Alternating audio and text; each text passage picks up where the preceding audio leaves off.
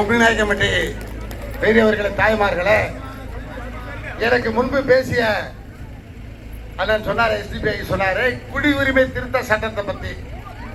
இதற்கு முன்பு நாடாளுமன்ற உறுப்பினராக இருந்த திரு ரவீந்திரநாத் குமார்கள் அதற்கு முன்பாக 18ஆம் ஆண்டு தான் இந்த சட்டத்தை அறிமுகப்படுத்துகிறார்கள்.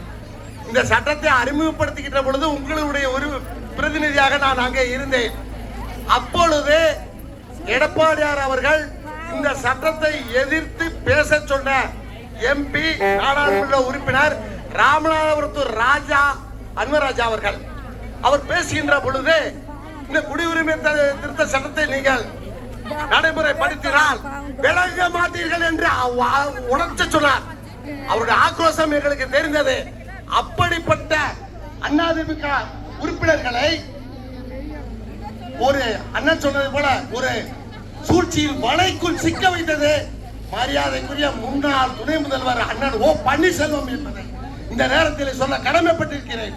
அதுக்காக நீங்கள் எல்லாம் அவர் சொன்னதை போல முன்னாள் நாடாளுமன்ற உறுப்பினர் என்ன செய்யறார்? வேலூர்ல தேர்தல் நடக்கின்றது.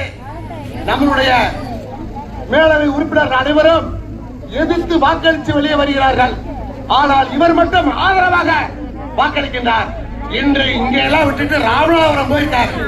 யாரை கேட்பதாக ஆக்குவதற்கு என்பதை நீங்கள் நினைவில் கொண்டு அண்ணன் நாராயணசாமி அவர்கள் சாதாரணமாக பக்கத்தில் இருக்காரு முருகோடை ராமர் அவர்கள் ஒரு குக்கிராமத்தை சேர்ந்தவர்.